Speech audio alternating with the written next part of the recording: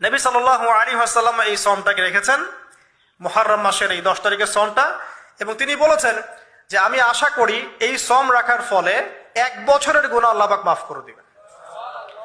এবং একজন সাহাবী এসে জিজ্ঞাসা করছিলেন যে কোন মাসের রোজা রমাজান মাসের পরে সর্বোত্তম।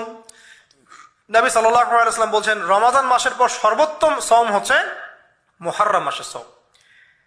3-4টা বিষয় নবী সাল্লাল্লাহু আলাইহি ওয়াসাল্লাম কখনো ছাড়তেন না। ফজরের আগে 2 রাকাত সুন্নাত, মাসের 3 দিন রোজা রাখা আইয়ামে বীজের, তারপরে আপনার আরাফার সওম, এবং এই যে মুহররম মাসের সওম। এই সওমগুলো নবী সাল্লাল্লাহু আলাইহি ওয়াসাল্লাম কখনো ছাড়তেন না।